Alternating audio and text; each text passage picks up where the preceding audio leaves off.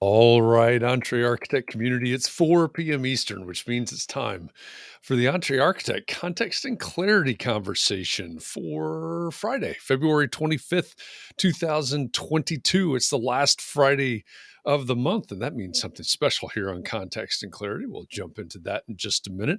If you've just joined us, say hi. Let us know that you're here, and let us know where you're joining the conversation from. If we've never met before, my name's Jeff. I'm in Indianapolis today, and I come here every weekday afternoon at 4 p.m. Eastern for one reason, so that we can find clarity around the things that matter most to you, the architect. It doesn't matter if you're the employee of a firm or you own your own firm. Maybe you've circled a date on the calendar and you've said 2022 is my year and you're on the runway to starting your own thing. Or maybe you have owned your own firm for a year or 10 years or 29 years, and you're starting to rethink or even reimagine what that firm could or probably should be. All of the topics that we cover, one topic every day, they're all the need to know topics for the success of small firm architects just like you. So thanks for joining me today. You'll notice the screen looks a little bit different today, and that is because it's the last Friday of February. And as we started last month in January, we launched the Context and Clarity Book Club. And every last Friday of the month is our book club discussion. So I'm joined by a whole handful of guests here today. We're going to get into who these people are and what we're talking about here in a few minutes. But welcome to the Context and Clarity Book Club today. Let's see, looking around the room, I see it looks like Mark LePage from 70 Degree Warm in North Carolina has joined us. He's the first in and the winner of today's John Kinney Memorial Crocheted Bathtub Award for being first in. Yoko's joining us from Alexandria. Hans is joining us from the metaverse and real life, virtually speaking, from Portland, Maine. Scott Thrift is up on the housetop, I think. Click, click, click. On the roof, North Bend, Oregon, cleaning Douglas fir needles out of the valleys and gutters. That sounds dangerous. Context and clarity while walking the roof. Texting. Yeah, it's not safe. And yeah. There ought to be a law against that. Well, welcome, Scott. Be careful, please. Scott says, you look at it, looks like you got the people to join you. Yep, we got a whole motley crew here to join us today. Great having everybody. Scott says he's sitting in his driveway with his dock at his side on a beautiful sunny afternoon in Portland, Oregon. Well, good for you. Enjoy that. Barry, welcome back. Good evening from Scotland. Glad you're joining us. Manuel, welcome from New York City. He's here so far, he says. He wants to know, is there a way to get on the Zoom too? Well, we're not doing this through Zoom. We're doing it through Restream like we do every Thursday. But since you asked that, every month we're looking for people that commit to read the book, first of all, and then want to be on screen with us in this format. So looking towards the end of March, and we will tell you at the end of this conversation today what the book for March will be. So you get a little head start, a few day head start. If you are interested in being on screen like this in March, you need to let us know that. Of course, I'll ask that Monday as well. Who wants to join us on screen the same way Wendy and Isra and Hans and Jay have today. So we'll get into that later. Christian, welcome back from Ithaca, New York. And Scott says his dog is at his side. That makes more sense to me than his dock is at his side. So thanks for the clarification. I didn't know what was going on there. John Jones, welcome back from Westport, Connecticut, right across the street from Starbucks. Glad you're joining us today as well. And anybody else that's out there, say hi when you get here. And also let us know where you are. As always, not as always. Well, yes, as always for the book club and for Context and Clarity Live, we're simulcast right now to YouTube, to Facebook, to LinkedIn, to Twitter, and to Twitch. I'm sure most of you are joining us from Twitch right now. Today, we are streaming for the first time into the Entree Architects and Allies group. So to all of the allies, the architects and allies out there, hello, welcome to the book club conversation. We want to expand these conversations and get as many people involved as we can and encourage as many people as we can to read these books that we're talking about. I've mentioned before that I set a goal in 2019 to read one book a month. The reason I did that is because I hadn't read anything in a long time. I don't even remember what the little symbols mean anymore. So I listen to books. Audible is my friend. But that was the best goal I ever set and ever sort of blew out of the water. I think I finished that year with close to 30. And I know many of us need to learn more and need to have a growth mindset. So the challenge this year is if you want to read more books, if you just participate in the Context and Clarity Book Club. And all that means is we name a book at the beginning of the month, you read it throughout the month, and join us the last Friday of the month for this conversation. If you do that with us all year, you'll read or listen to 12 books this year. And I'm pretty sure it will change your business and change your life. We're 2 months in right now. Last month, we read Atomic Habits by James Clear. This month, the book that we're just about to discuss is Never Split the Difference by Chris Voss. This is one that I think everybody should read. And if you haven't read this, just drop whatever you're doing, open Audible, open the book, whatever, read it before the end of the weekend, because it will change the way you think about communicating. It'll change the way you relate to people. It'll change the way you negotiate. Raise your hand out there if you think you are a good negotiator, or if you're comfortable negotiating. I'm fairly confident that not a lot of hands went up. I think that's a point that many of us feel is a weak point for us. So read this book. I think this is a really, number one, I think it's entertaining, but we're going to talk about that. I think it's an entertaining book, but I think it's an important book in terms of communicating.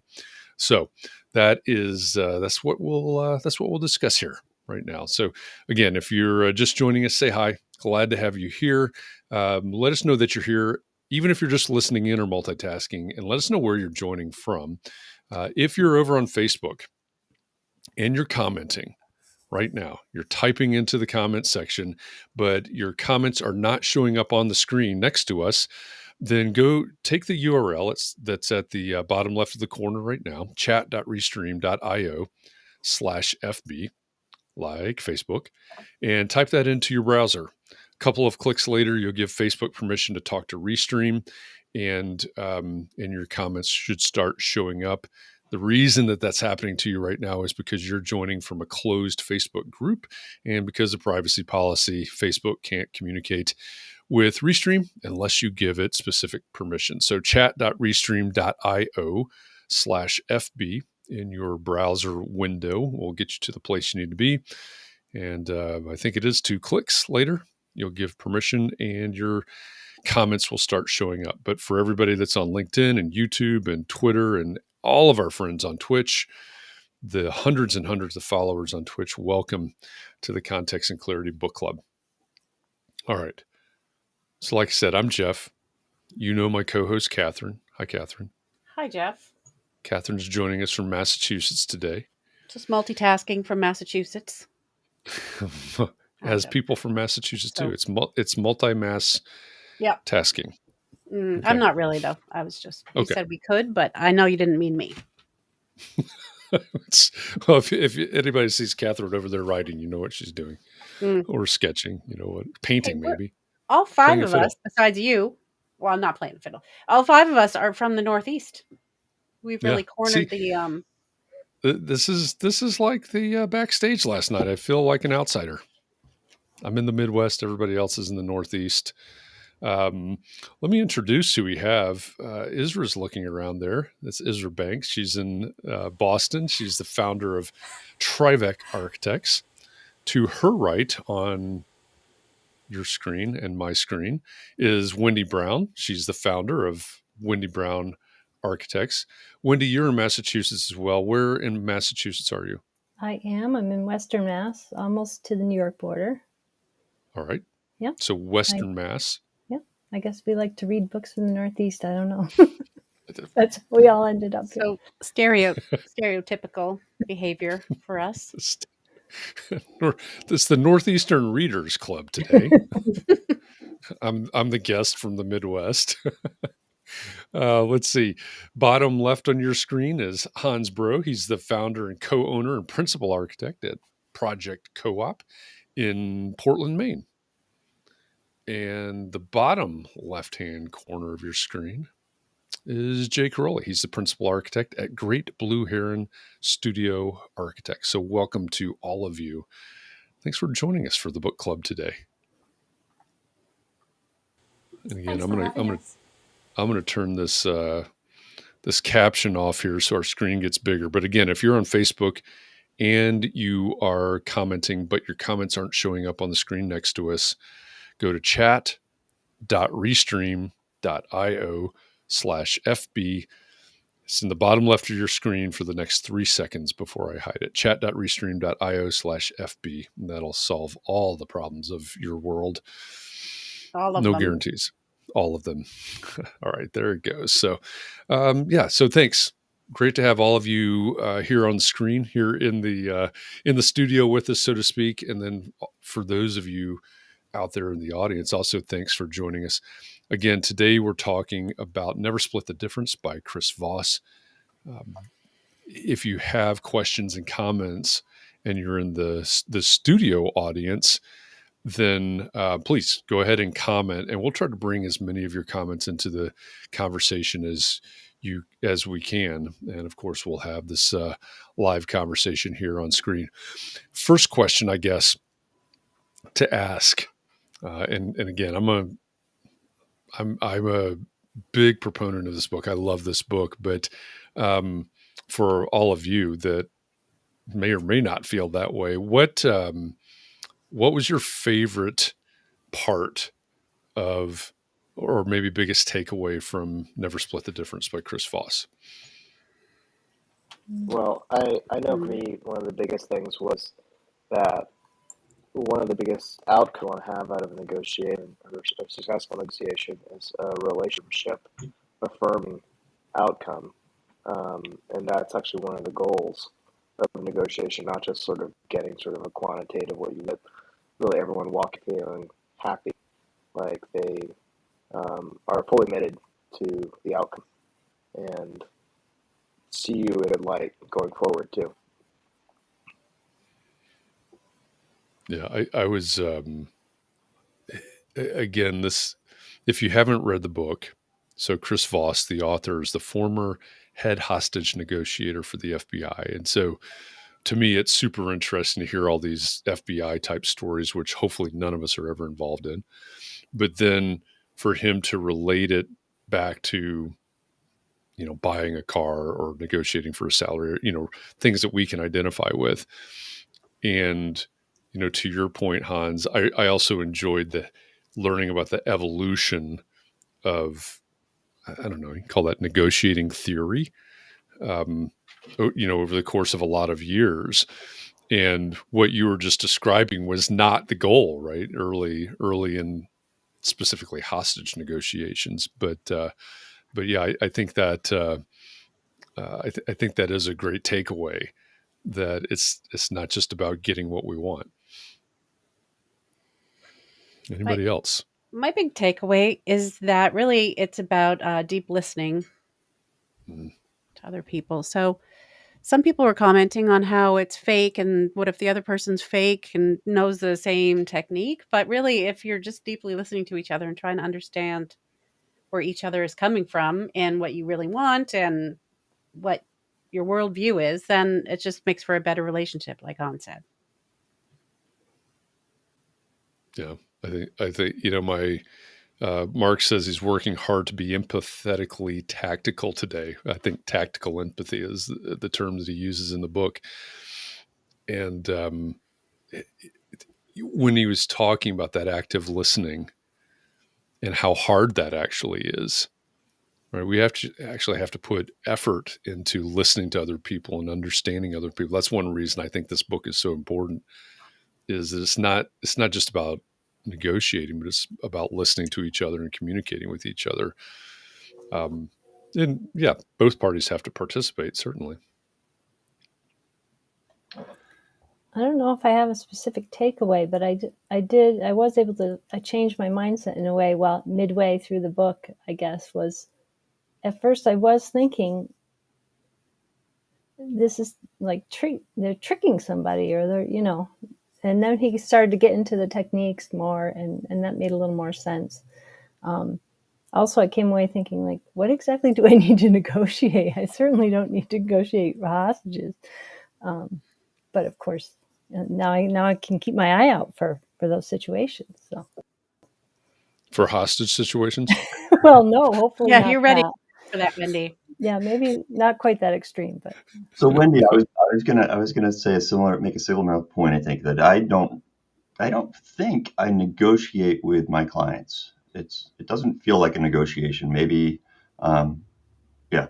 But I do own a couple properties, and I'm interested in buying more properties, and so um, you know these tactics are hopefully going to come in handy moving forward.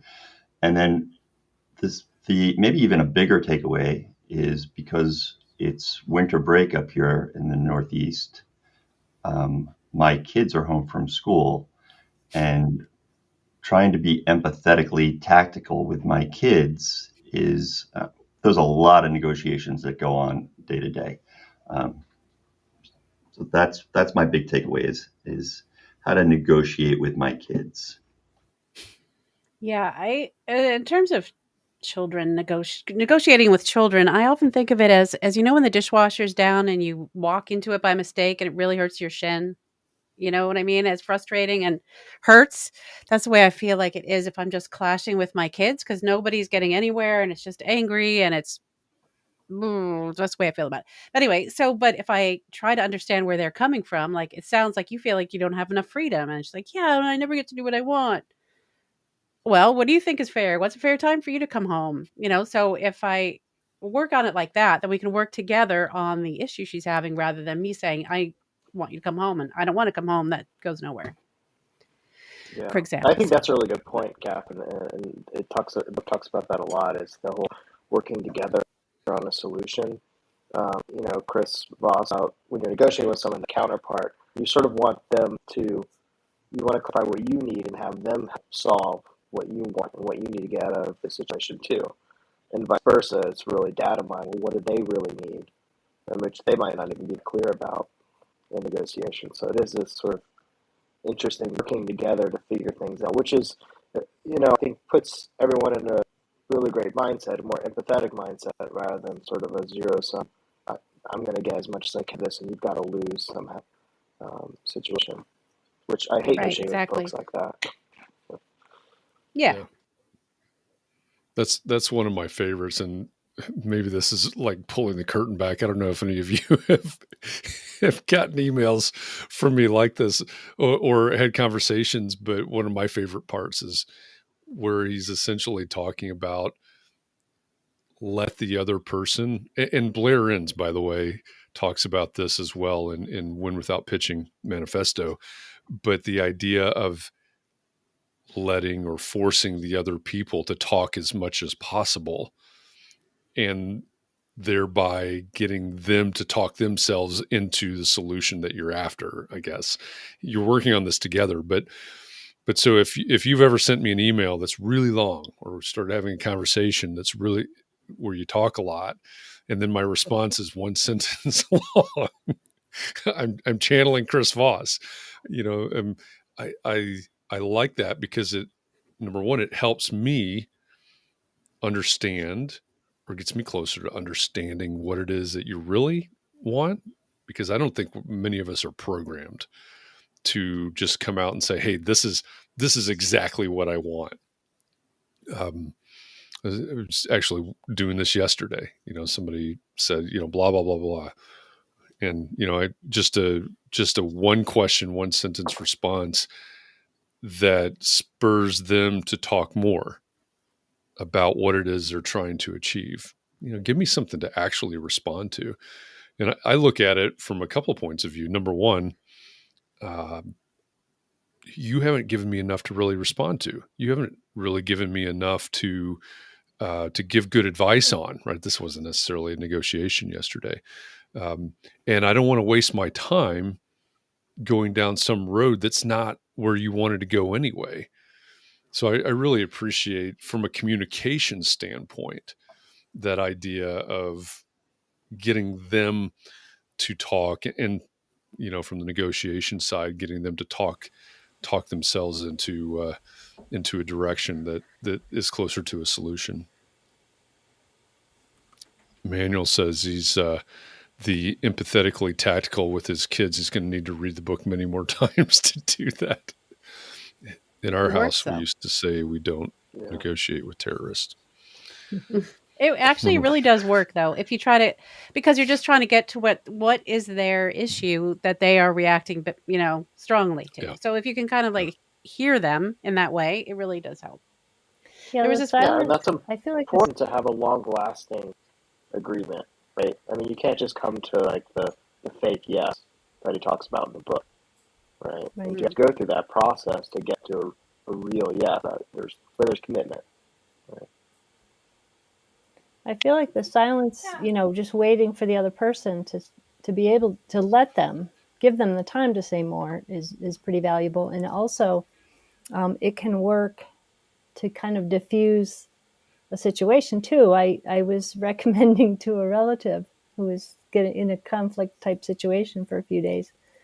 And I know this person, and they just want to be right, and they just want to talk and talk and talk. I said, you don't always have to respond. Because what was happening was, of course, it was just extending the disagreement. But silence can be, very helpful sometimes. Yeah. I think for a lot of us, it's really difficult, right? And I think it's actually in the Blair Enns book where he talks about embracing the silence, basically asking the question and then being comfortable with a prolonged silence until the other person feels like they have to fill the void, and us not, even though it may be uncomfortable, us not filling the void. That's probably something that some of us need to work on, because I think that's hard. I think a lot of us want to fill that void. Israel, I think you were going to say something. Yeah, I was kind of intrigued by the idea that he insists on debunking the idea of win-win negotiation. I kept trying to learn more and more, but I don't feel like I understand it. I don't know how it works. Like, what's wrong with? I think he's saying that it's reason, but you have to focus more on emotions. And I'm still like, I kind of liked the win-win situations. Do you mean the win-win situation in terms of, well, I guess going to the title, like splitting, meeting in the middle? Yes. Like, I think that's what we find out a way that. Yeah, we find out a way that's I mean that should be communication and taking the discussion further and finding out what the other person wants, and then he says that doesn't work because it's reason, and negotiation is more about emotions, not reason. He said, or I don't know. Yeah. Yep. I feel like what he was saying was that the common view of win-win actually turns out to be compromise for both people, even though we call it win-win. Yeah. Right. Yeah. So it's lose-lose, actually, right? Oh, right. That's what he was saying. Point was. Yeah. Well, so let's say you're trying to. Happy, right? Yeah. So let's say you're married, right, and you're using this information in this book to try to work out negotiations. Are you really how can you always never split the difference? I mean, I feel like maybe he's just being provocative in that title, but you can't really live your life never splitting the difference. I mean, really, can you? I mean, would that make for a happy relationship with anybody? Like, we're always going to get ice cream when I want to, and there's never any other option. Seems not that nice if we're just talking about relationships like that. Yeah. Well, I mean, what I understood. I mean, I know we're not talking about ice cream. We're talking about hostage negotiation, but in just regular life, I mean. Yeah, I think I've been watching. I don't know if you remember that or still going on the Blacklist on Netflix. Mm-hmm. the conversations or the stories he's been telling keeps reminding me of the way that James Spader does his negotiations. So yeah, I don't think everything is you can apply it in real life. I don't know. So there's win-win, win-lose, lose-win, and then lose-lose. So he's saying like everything win-win is there's a loss in it. So I think what he's saying, like, either I get the full cake and convince the other party that they got what they need, and that's what I'm thinking. What I understood, that he's using psychology to control the opponent, that this is what they need, and you're getting it, whatever I say it is. So if Catherine's saying, whenever I want ice cream, everyone is coming with me, let's say, I make them feel like they need ice cream every time I need ice cream. That's how I understood. She has to ask why her person doesn't want ice cream all the time, and figure out why they don't want it. But then try to convince them they do want it. I don't know. Well, sorry. I was going to say, one thing I loved about the book was the part where he says you should say no 3 times or 5 times without actually saying the word no. I'm saying that's very generous of you, but it's so embarrassing. I don't have that much money. So that you're getting them to feel like they don't really want to embarrass you, right? So it's a good one. I'm going to try that next time. Yeah. Can you say that again, Wendy? Can you say the ice cream example? What do you think? Well, so if she's trying to have ice cream all the time, then she has to figure out why her counterpart doesn't want ice cream all the time, so that then they can negotiate. That's the first step, right? Trying to figure out. Right. That's trying the to first figure out where they're coming from. Eventually, they have to get it every day. That's what. Eventually, because we're never splitting the difference. We're never saying like we'll get it today, but not tomorrow, because it said. I just read that book. Never split. The ice cream's a stupid example. I'll just say. Okay, let's. I tried one of the techniques. It was my husband came in from his office at the house to have some lunch, and I was just finishing up, and I was reading the book, and I said, "It seems like you're feeling tired." And what did he say? I wasn't trying to negotiate anything. I just was trying one of the things. Just labeled him. He said, yeah. He said yes. Label. Yeah, he said, try it on your 10 year, on your child. I'm tired. Male person. Yeah. Just practicing.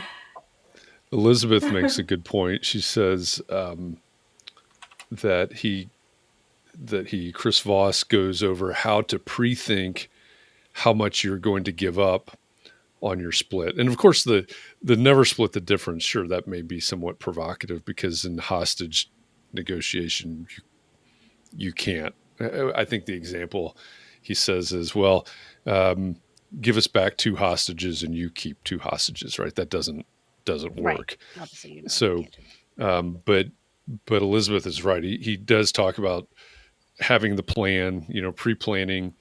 There was a great phrase, assumptions kill, or something. But you have to think through different scenarios as you pre-plan. You have to think through the different scenarios, but don't assume anything. So you're always testing those theories. And there are lots of responses to ice cream over here. Chris says, important. It seems to me like you're hungry and looking for a snack. Yep. And John Jones says, or you could just open the freezer and scoop out all the ice cream you want. Yeah, that's true. So, it's true. for the ice cream, Christian says he's glad that his wife hasn't read the book. So if any of your spouses are around, you may not want them to listen to this conversation and know what you're trying to do here. Yeah, well, I just use it on my husband also. He might be able to hear me. But when I got the book, I read the first couple of pages. I was like, I can't do this. I gave it to my husband. I thought you can benefit from this book more than I can. And he was like, this is a really good book, but I don't have time for it. So is he using it on you now? No, She he doesn't didn't know. read it, but he He's he so would good enjoy at it. it. He doesn't. He He- doesn't. yeah, Doesn't notice. yeah. Well, it avoids escalating fights. That's for sure. If you try to at least look like you're trying to understand what the person is saying, then if you say it looks like you don't want to do X, Y, or Z, or you're feeling upset, no, that's not it. That's not what I meant. So I just think it helps.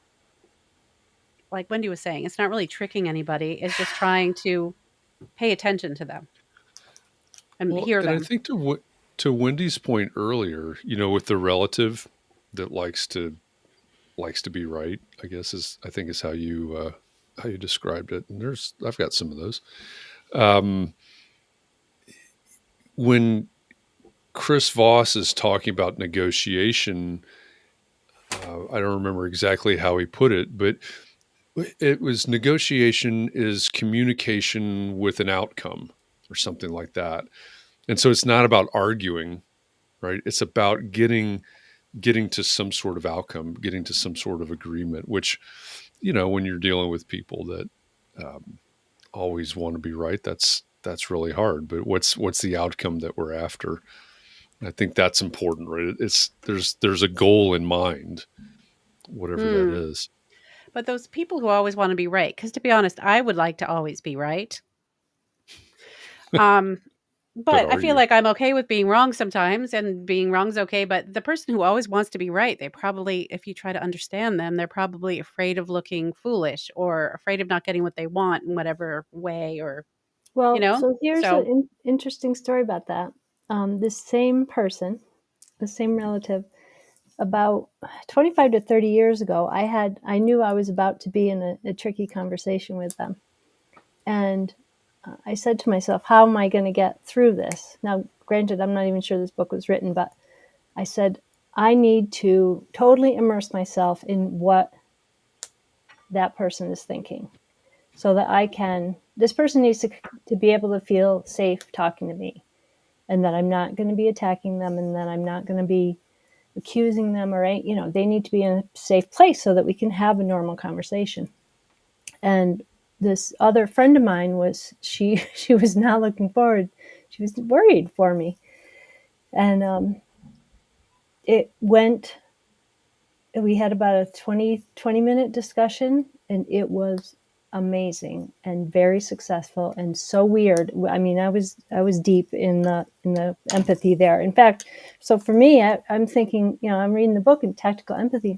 For me, it's just empathy because of the way I grew up and just my background as a oldest of a single parent. I feel like I, already had extra empathy. So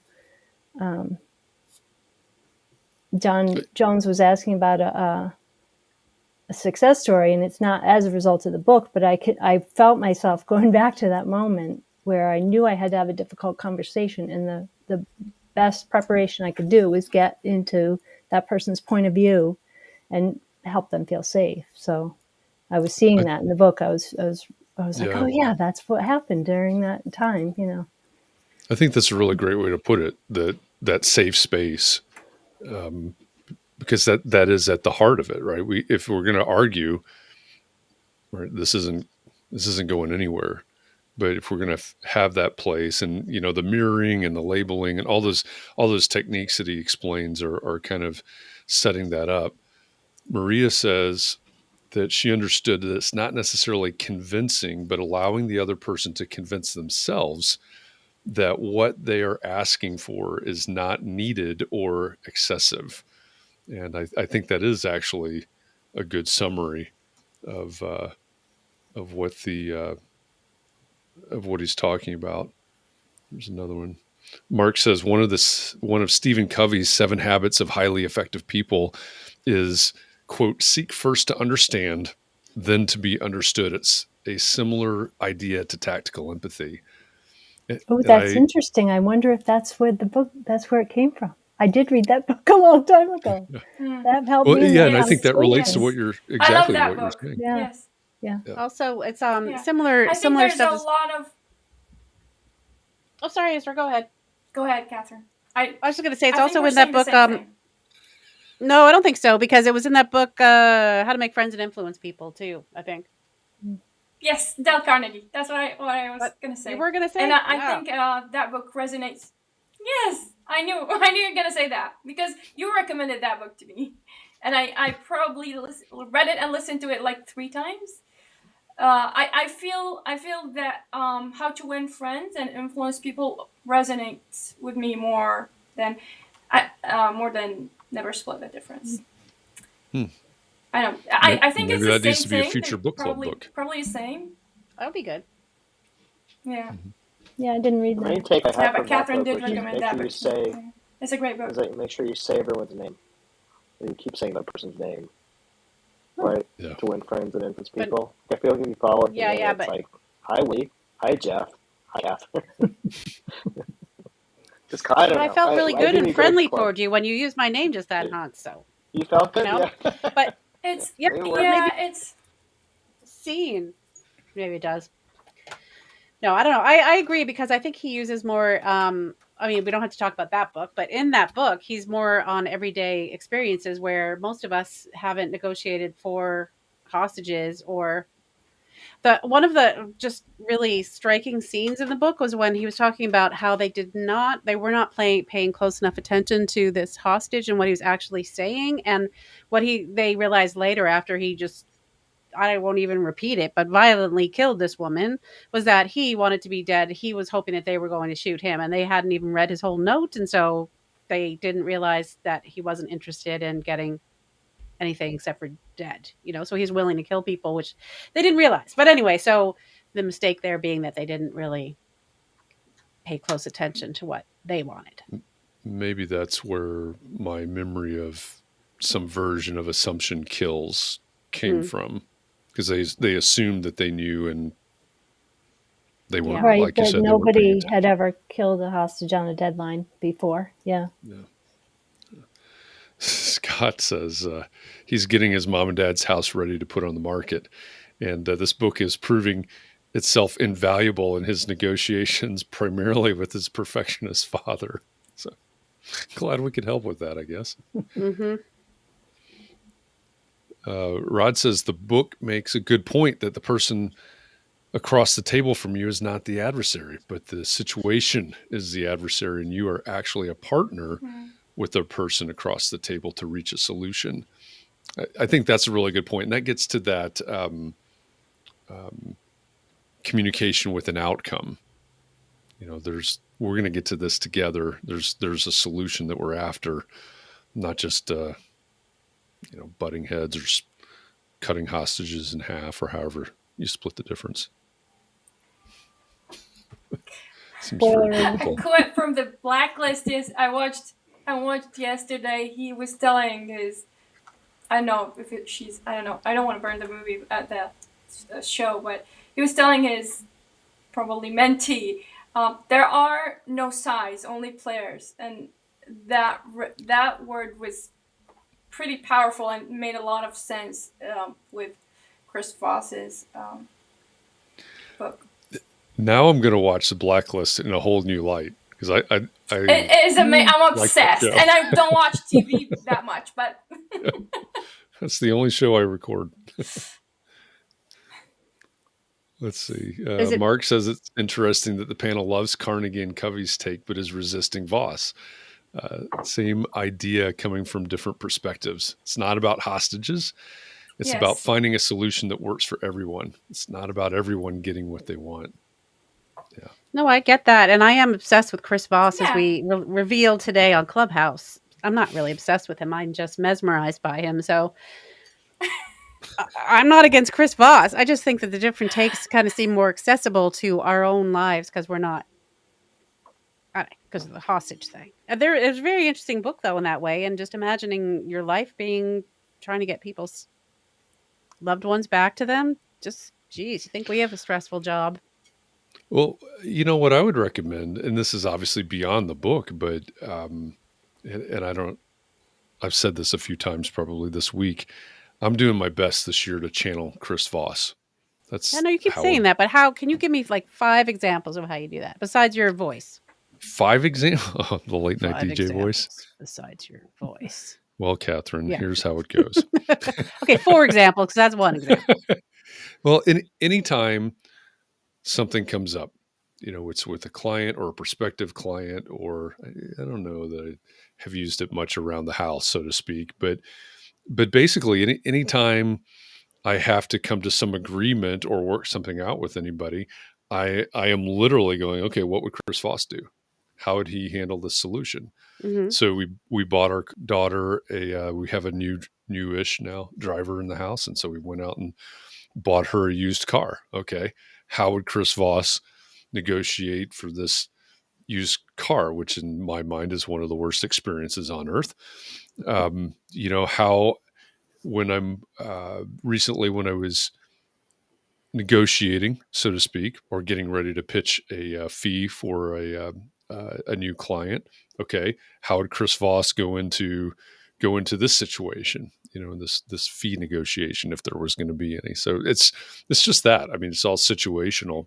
Right, but what do you actually say to the person with the fee situation? What do I actually say? I mean, it depends on the situation, right? It all depends on the person and the situation, what everybody's after. But what I was going to say about beyond the book is there's lots of videos out there. He's got lots of videos, lots of great videos on his website.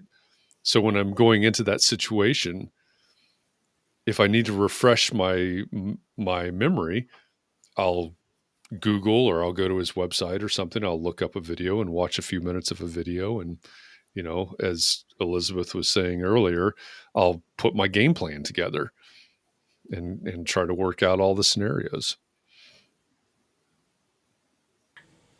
Like Chris Voss would, not like Jeff Chris would. Novelli is saying Catherine is using Voss's technique. She's on getting Jeff. Jeff to talk. That's exactly what she's doing. Well,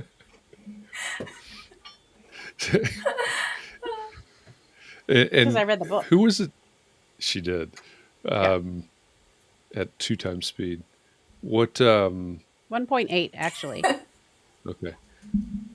Somebody earlier asked for examples. I don't remember who it was, but John Jones says no, it wasn't you. It was someone in the comments.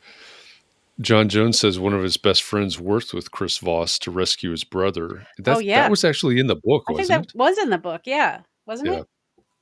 it? I think that's one of the. It was in the Philippines, wasn't it?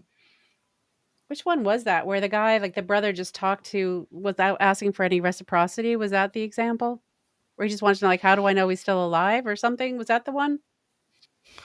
I don't remember. I He's remember like, the how did he brother, get and I to talk remember to the that guy? Philippines. Yeah. Well, that's pretty big. That's so. Yeah. So wait, that means that Chris Voss.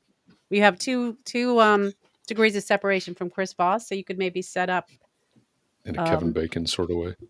Yeah. Maybe we will get him on the show after all. There was an offer to have one of his associates join us for the show. And that one kind of, the communication has died on that. So I don't know. Maybe we could try to negotiate for Chris Voss to be on our show. That's another way. I probably would appreciate that. That's right. We've got at least 6 I of think us. Catherine right? would. Catherine has proved that. I'm sure I'll say something ridiculous about cheese to Chris Voss because I would just don't know what to say to him. Cheese is a good subject because cheese is great, but it's embarrassing to talk to Chris Voss about cheese. Especially when it's grated. Yeah, I guess grated cheese is good. Are you trying to say you want ice cream and cheese all the time? Yeah. No, I just say stupid things. Like when I just embarrass myself with the things I say. I'm sure you can't imagine how that could possibly be true. But yeah, one time I said that to Moshe Softy, something about cheese, and I thought, what? Oh my God. So did he, probably. But anyway, yeah, so we should try to negotiate to him, to having him. I don't know Chris Voss, but your friend. The brother. Maybe that's 3. No, it's 2. I think it's an opening. That's all I'm saying. I think it's a way we could get him on. Also, he's on Clubhouse a lot. Have you ever heard Chris Voss on Clubhouse? He wonder if he I followed me I th- back. I followed him. Let me just check. oh, I'm sure Sure. he's I'm he's sure he following followed you. me back. Yeah. Oh, I hope he followed you back, Catherine. I know. Gosh, that would be exciting. Manuel says, I was also reading 12 and a Half by Gary Vaynerchuk, and Never Split the Difference seems like a strange companion to it until one realizes that 12 and a Half seems to be about having empathy, and particularly interesting to me about accountability, which you need to have in a hostage situation. Yeah, I had not put two and two together. I think we were just talking about that earlier today, that book by Gary Vaynerchuk, it's a good book. I would recommend it as well. But if you're familiar with Gary Vaynerchuk, 12 and a Half may surprise you a little bit. It's all about emotional intelligence. We should have him on the show too. Working on it. That would be exciting. But if Spanky's been working on it for a few years, it may take us a while. I know I already mentioned maybe he doesn't like Spanky. Maybe that's why he hasn't been on Spanky's show. Maybe. That wasn't nice to Spanky. Spanky seems like a really great guy. Yep. I'm just saying, doesn't mean we shouldn't try to get him on the show. And he looks like Jerry Seinfeld. Elizabeth says her biggest takeaway was to eliminate why questions. Yeah, they do that was always a good point. cause a fight. Yeah, they do always cause a fight. So how do you rephrase that? Anybody want to do a role-playing thing with Jeff? You could be the why asker, and Jeff will rephrase it. Just make it up a new game. That was the opposite of what we were going to do. I thought you were going to demonstrate it, and the other person was going to say, you were going to say something, then they were going to say, why would you do that? Well, I appreciate your confidence in me, Catherine. Well, you're always channeling Chris Voss, right? So you should be able to. I was wondering. Someone else would. Rod says another point is about finding what the other side needs. His example of buying a car and staying on a price doesn't mention that the salesman or dealer have their agenda too. They may receive an amount from the manufacturer per sale, regardless of the profit. The salesman may have made his quota and doesn't really need a sale and would rather do the crossword. Hang on, it scrolled. And would rather do the crossword puzzle in the office. He may need the sale, so he'll do anything to get it. Car dealers make their money on service and financing more than selling a car. Yeah, I guess I never thought about that, but their motivations may change from sale or what they need, I guess, may change from sale to sale as they go through the month. Has anybody ever used never split the difference into a car dealership? No, but I'm going to. No, not yet. Well, it'll be a few years. I'm not in the market right now. I want to get a Polestar pretty soon. You've used it on a car? In practice. No, in actual practice. It worked. Someone wasn't paying on time, and I was like, well, how can I keep working on your project if you're not paying on time? Solve things really quick. The real simple thing, that's what real like. If you just ask the question, well, how am I supposed to do that? It seems to work really well. Yeah. I tried that. Did it work? And did it work for you, Isra? Yes. It did? Yes. Okay. How am I going to do that? I feel like I would need to come up with a different way to say it. Like, how am I supposed to do that? It isn't something that I would say in a normal situation, so I have to rephrase, which is, he did say, you have to rephrase a lot and ask this, say the same thing in a different way. Sorry, I wasn't trying to show that. Very natural just now, Wendy. So, like, it did. No, I'll have to try it then. Yeah. I recently said to someone who hadn't paid me for a couple months, it seems like you're having difficulty paying, so I'm happy to talk about maybe we could work out some other payment schedule. And she said, oh, no, it's not that. I just forgot. And then she paid me. Oh, there you go. But it did seem like she was having trouble paying because she wasn't doing it. So that was the only assumption I could make. Cool. Well, I mean, it's good you labeled her, right? Yeah. You labeled it. That's right. But it's like trying on label. That's a lot what he talks about. It's like you're not determinate. It's like it seems like, sounds like, it could be wrong, but Right. it gives him an out. Mm-hmm. I think that's a good point too, because it's, if you say something more assertive, and I don't know what that would be. It's like, hey, you're not paying me. That's pretty obvious, or you're way behind. Then that presents a point of conflict. But if you flip it around the way that you did, now you're actually opening up a conversation, and I guess then in theory working together towards some sort of solution. Yeah. It is amazing how I guess everything in there is and it makes sense, or he's negotiating for hostages, but it's all about de-escalating, Mm-hmm. Removing conflict in the most conflict-ridden situations, I guess. Yeah, like that part when he was almost going to get in a fight with that veteran in the bar, but he said, "Hey, my name's Chris." Like the guy got in his face, and he's like, "Hey, I'm Chris." Other than that, I don't remember what he said next, but just personalizing it by giving your name or saying, "What's the Chris discount?" Which I assume we're supposed to say our own name, not "What's the Chris discount?" Every time You we should ask try for this. it. What's the Chris discount? Yeah. I don't know, but your name ain't Chris. You're Yeah. not getting it. But that also shows confidence, right? It also shows like he's in control. He's confident. I Mhm. can't imagine myself. And then he's friendly too, so What's it's not this? like he has to be adversarial. He's friendly, yes. Yeah. I'm gonna have to watch some videos. I don't know anything about what he looks like or anything, but talks like. I was mentioning in Clubhouse this morning. It was kind of comical because I borrowed the book digitally from the library, and then as a backup, because I had to wait for it, as a backup, I also borrowed the audio because I wasn't sure which one was going to be available first, and I wanted to finish before today. And so I read the digital one almost all the way through, and then it expired and they took it back. And so I read the last day I had the audio available, but it's not read by Chris Voss. Mm-mm. It's read by someone else. And it was kind of dull, actually.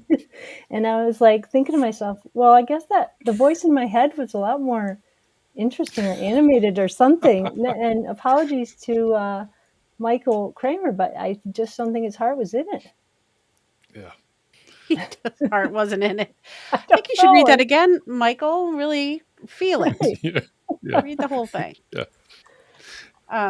Hey, we only have 5 minutes left, and people are asking what the book is, Jeff. They're going to have to hang on. Hang on. I understand that you want to know. It seems like it you're seems like a impatient lot to of find people out. want to know what the next book is.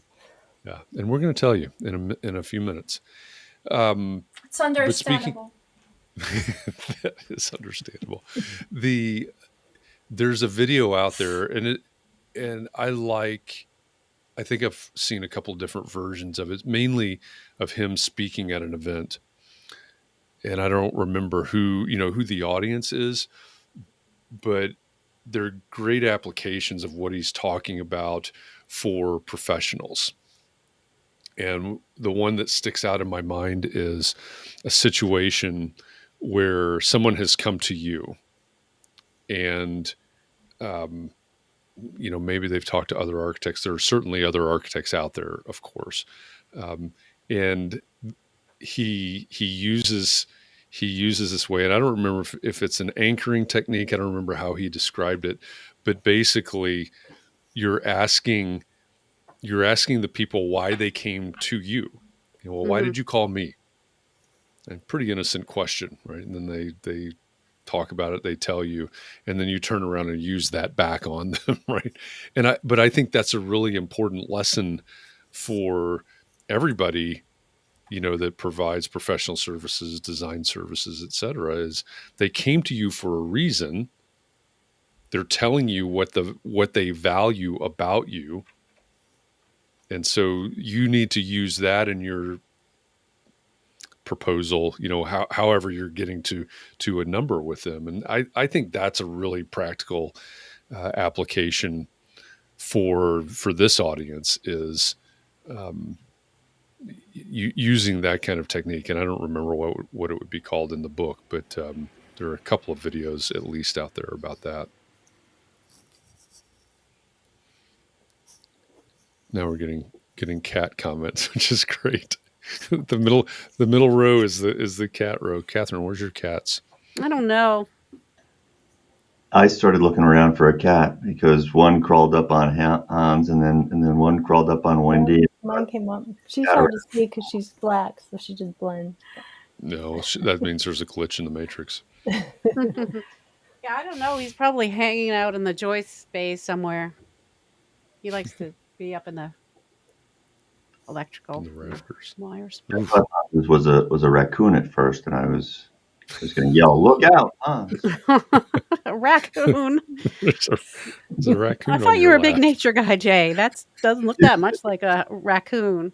Yeah, they shouldn't crawl on your lap there's something wrong with That's definitely. I would think All right, so. Elizabeth wants to know if Hans's cat is a superhero. And I don't know. Maybe. Well, I think so. She has a rank instead of a name. Her name's Lieutenant. So she's quite a fierce kitty. All right. And I'm going to move her away. She has a really loud bird, and it would sort of drown out my voice. So I'm going to go back to being muted. Maybe my gray cat will come too. I have two, a black and a gray. So That's going to become a prerequisite for anybody that wants to be on the screen for book club is that they have an animal with them. Mm-hmm.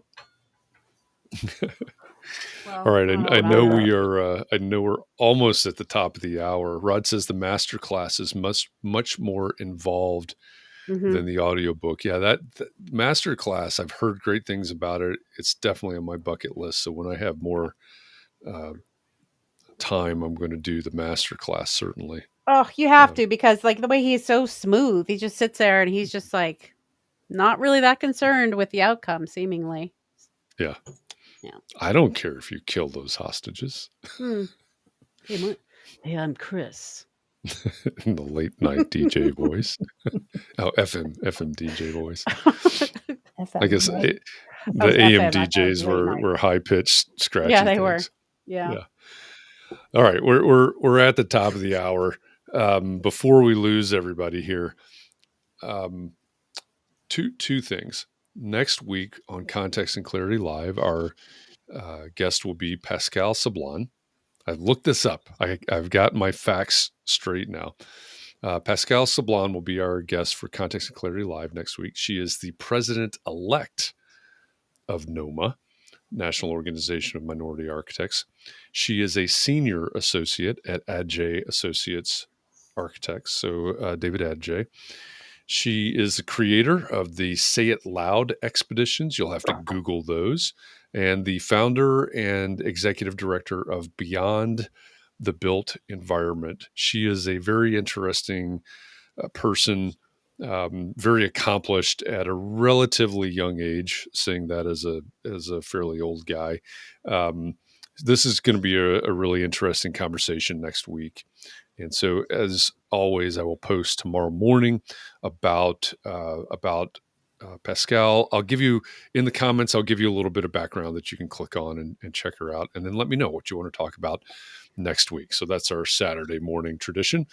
So I'll keep that up tomorrow. Now, next month, you've got a 3.5 day, I guess, head start. Next month, the book that we will read and then discuss, let me click on the calendar here real quick, discuss on Friday, March 25th. So the final Friday in the month is March 25th. It's really only 4 weeks, so it's not much of an advance. It's not much of an advance, right? So you've got your work cut out for you. You've got just over 4 weeks to read this. Dare to Lead by Brene Yay! Brown. I was hoping you were going to say that. So Dare to Lead by Brene Brown will be our March Context and Clarity Book Club book. Put in, this is going to be hard, but yeah, we'll do it anyway. Wherever you are right now, if you would like to, first of all, if you are committed to reading the book, type dare in the comments right now. And then if you would like to be on the screen next month, Friday, March 25th, type book club in the comments. So dare if you're going to read it, and these two actually need to align. Dare if you're going to read it, and book club if you want to be on screen next month. I think we should have them right. Dare to be in the book club, because then they're saying both. That's okay. Dare to be in the book club if you want to be on screen. So, yeah, I'm kind of surprised. I'm just going to say that I'm kind of surprised at how. No, I'm not going to say it. You're about to bring some mom vibes there. I think I know where that was going. Yeah. Look, I'm just embracing my momdom. Yeah, I was going to bring some mom vibes into that. I'm disappointed. I want to know what you're going to say, because I don't know. Yeah, well, you don't know, Jay. I was just going to say that I'm not going to say it, but I'm just kind of surprised that people don't end up reading the book. That's it. I said it. It's I'm going to go back. Obviously, all of you did read the book. I'm sorry. And you are sorry. You made me tell you that, Jay. But I mean, I think these are really exciting. So I just am looking forward to discussing them with everybody. So maybe, that's why I get disappointed. Right. Maybe we need to find out why our counterparts aren't reading the book. I think they don't have time. We should ask them. Yeah, you could ask them now. So I'm going to say assumptions. If you, there you go, exactly. Wendy is channeling Chris Voss right now. Yes. She is. I'm going to go to and anyone can feel free to answer. Yeah, I'm going to go to what George said yesterday. Talking about time, he said, "You have time. You just have to make time or prioritize," or whatever he said. And I'm going to go back to what I said at the very beginning. I set a goal in 2019. That's why I wanted to do this book club. I set a goal in 2019 to read 12 books because I hadn't read anything, like periodicals and articles and listen to podcasts and things like that. But I had not read a book maybe since college, literally. And that was a long time ago. Are you kidding? I hadn't read a book since college. I hadn't read a book in a long time, and I didn't read too many books in college, to be honest.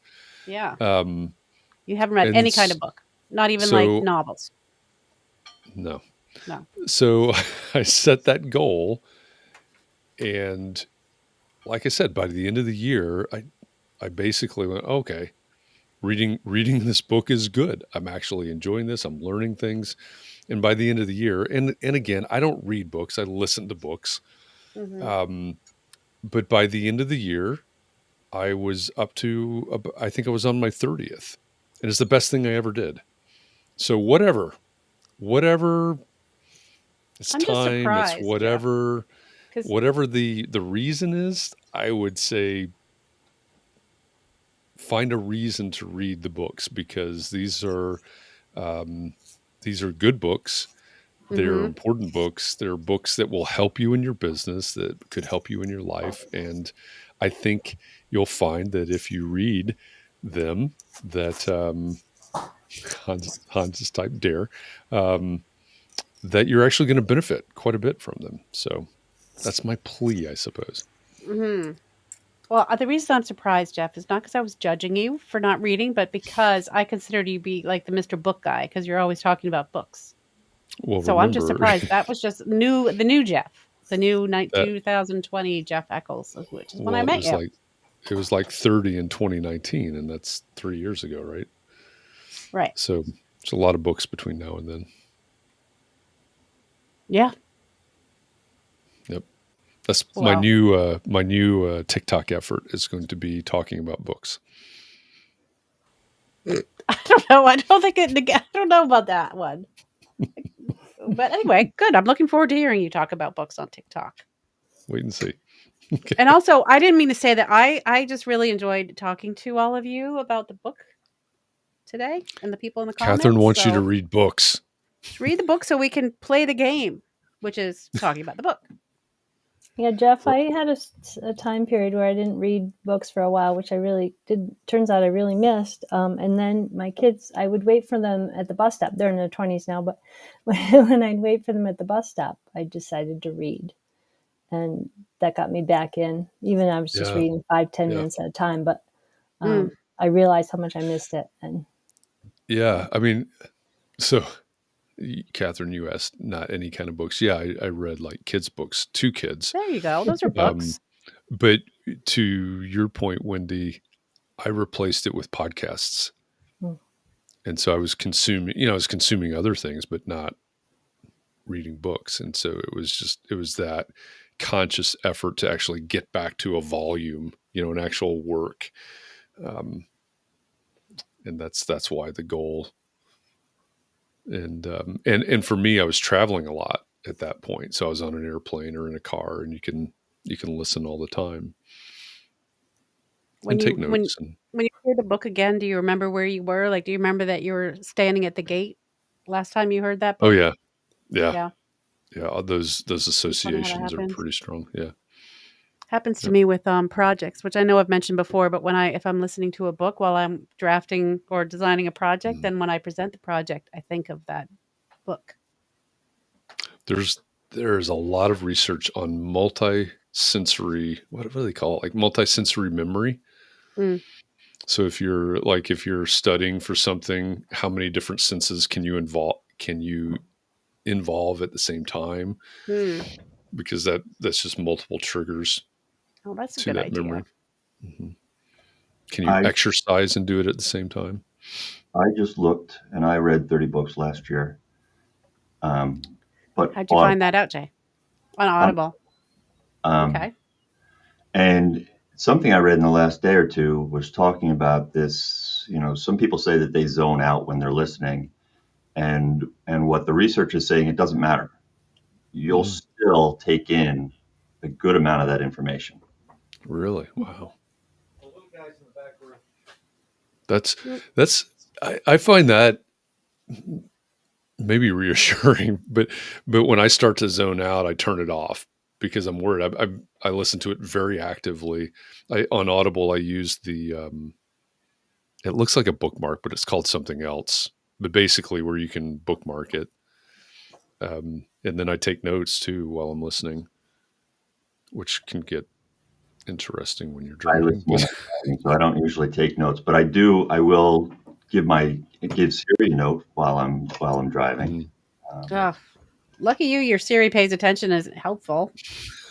You know what? I read it back later and I'm like, Siri, that's not what I said. Some of those aren't even words, Siri. Why are you things that aren't? Yeah, like why would I say that, Siri? See, that's an example of why is just contentious, and you're going to get in a fight with Siri if you say that, and then she really won't do what you say. So, what could we say to Siri instead of "Why would you think I would say that, Siri"? You could say, "Seems like you think I'm talking about ice cream." Yeah, Exactly. Jay Rod wants to know if you can repeat that. He's zoned out. Don't worry about it, Rod. You got it. And Rod has listened to 16 books this year. That's a good pace. 8 books a month. Can I make a recommendation for people who can only read books to kids, who are in a phase of their lives where the only books they read are the ones they read to their children? So my favorite thing to read to my kids was the Chronicles of Narnia, which they had to be a little bit older. I mean, a baby wouldn't probably care, but a baby could listen to it, never split the difference too. So that's a good thing about babies. But yeah, so Chronicles of Narnia. That's just fun to read. So if you have like a 7 to 12-year-old and you read to them still, yeah, those are fun. Read them a Gary Vee book. I used to change words and things in books if I didn't like it. Yeah. So you could also do that if you wanted to read the Gary Vee book. Yeah. Nicole is an audiobook person, and her goal is 52 books this year, which she usually hits. That's awesome. Yeah, that is good. The thing is, all of us want to write books, right? So people are out there writing books all the time on really interesting things, and we can participate. Well, one thing I started and again, I hadn't read books, like adult oriented books for a long time. And I started listening to these books, and I would listen to one on this topic and one on, a different topic. And all of a sudden there would be correlations between this one and that one. So like we talked earlier about Dale Carnegie and Chris Voss and Blair Enns, and I'm leaving somebody out. We talked about 4 different books. Covey. Stephen. Covey, yes. Yeah, Stephen Covey. And so I would start noticing those things, sort of these, I'm visualizing them as sort of these intersections in a network. You go, there's something about that. I started calling them truths, is those intersections were truths. It's showing up in all these different places from all these different authors and on different subjects. There's something about that intersection there. And that's what really started to interest me about reading or listening to so much, was where are these things intersecting? So I really appreciate the 4 coming together today. That's the way I look at world religions. They all have something that they intersect on, which seems to be a truth, so. Empathy. I was going to say love, but that's included, I guess. Empathy is included with that. Yeah. Well, it's 5:13, Jeff. I mean, this book club is so much fun that maybe we don't notice it's 5:15 on a Friday. This is when you break the drinks out. Right. And then you really start talking about the book. Then you do. Yeah. Jay brought his out. All right. Well, everybody, thank you for this conversation today. Thanks for reading the book, for those of you that did. And if you didn't, still read Never Split the Difference. We read by the end of this weekend, you said, which was a strangely specific directive you had earlier. All right. By the end of today, read Never Split the Difference. That's so they can read the next one on Monday. Yeah. Exactly. Start reading the next one. Yeah. I'm really excited to read the next one. Just for, Yeah. It'll be a good one. So remember, you've got to read Never Split the Difference. I guess technically March doesn't start until Tuesday, so you get even more reprieve. But, by the end of the day would be good. Read Never Split the Difference, and then read Dare to Lead by Brene Brown. We will discuss it on Friday, March 25th in the March edition of our Context and Clarity Book Club. So to Wendy and Hans and Jay and Isra and Catherine, thanks for joining me here on screen for this conversation today. And for all of you out there on Facebook and YouTube and LinkedIn and wherever you are, I saw Kurt came in a few minutes ago, so I'm sure he was over on Twitch. Thank you to all of you for this conversation, and thanks for continuing to make context and clarity a thing so we can do things like the book club. I think it's still a great community that's growing around this, and adding in these special things means a lot. So thanks to all of you. Have a great weekend, great day, a great afternoon, depending on where you are in the world. And please take care of yourselves. Be well, be safe. It's getting crazier and crazier, so keep those around you safe and well. And find some time to breathe and relax, and a way to rejuvenate. And because we're going to do this all over again next week. Remember, tomorrow morning, I will post in the Facebook group about Pascal Sablon, who will be our guest next week for Context and Clarity Live. Let me know what you want to talk about next week. We'll get next week planned out. So thanks, everybody. Appreciate you, and hope that I'll see you somewhere sometime soon.